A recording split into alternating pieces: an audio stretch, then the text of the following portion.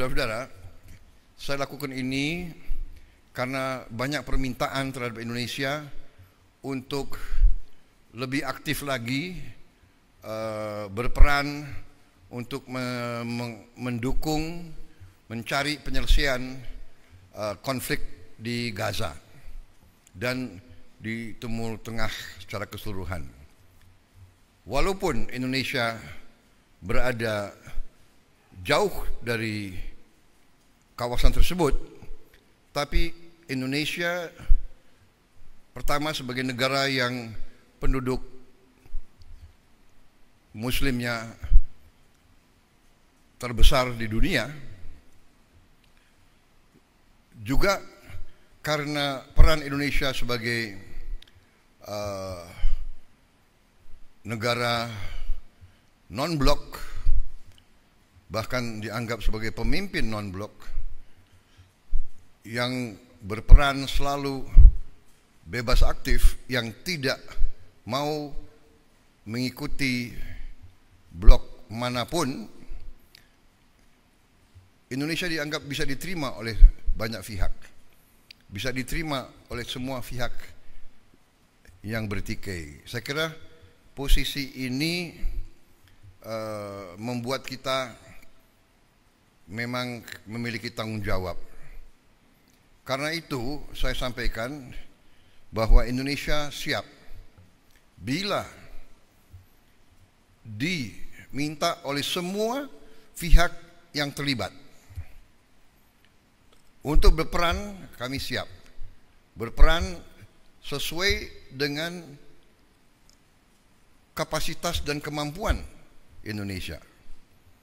Saya tegaskan bahwa sudah cukup lama saya tegaskan, juga di bawah pemerintah Presiden Joko Widodo pun beliau juga sudah tegaskan, Indonesia siap dari segi kemanusiaan mengirim bantuan ke Gaza. Kita juga sudah mengirim tim medis yang terus bekerja di dalam Gaza dan kondisi yang cukup berbahaya. Rumah sakit di mana kita kerja sering ditembaki. Kita bersyukur, saya terima kasih kepada prajurit-prajurit kita dari kesehatan TNI yang bekerja di situ. Kemudian kami juga siap untuk menerima korban-korban yang luka-luka. Kami nanti segera akan mengirim Menteri Luar Negeri untuk diskusi dengan pemerintah Palestina, dengan pihak-pihak di daerah tersebut, bagaimana pelaksanaannya.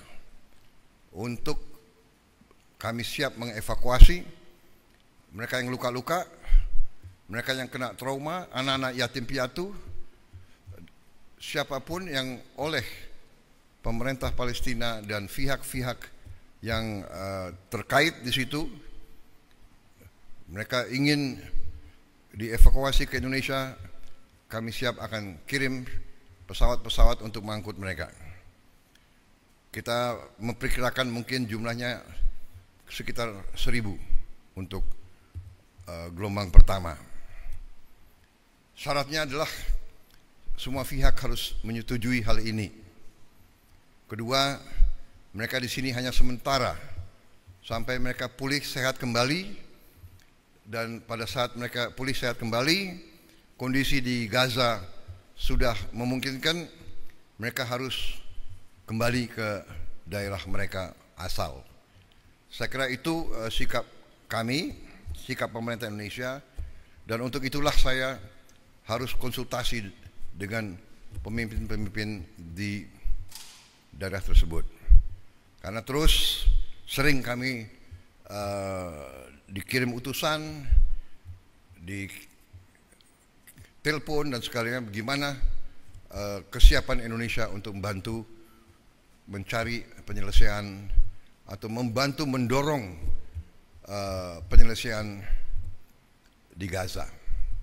Ini sesuatu yang rumit, yang tidak ringan, tapi komitmen Republik Indonesia dalam mendukung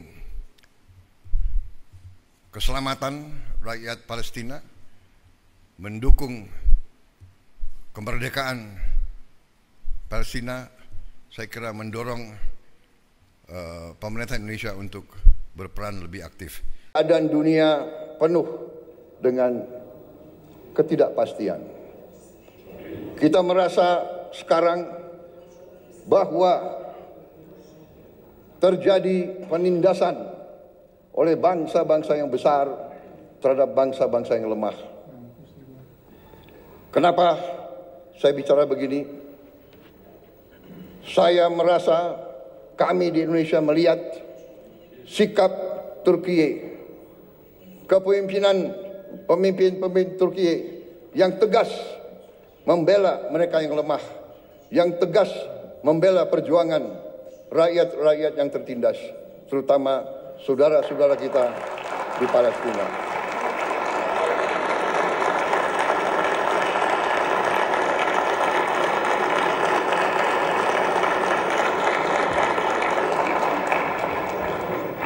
Banyak negara bicara tentang demokrasi, bicara tentang hak asasi manusia, tetapi pada saat anak-anak dibom, ibu-ibu tidak berdosa dibom, rakyat Gaza kehilangan semua kehidupan mereka, banyak negara diam, pura-pura tidak tahu, dan pura-pura bahwa itu bukan pelanggaran hak asasi manusia.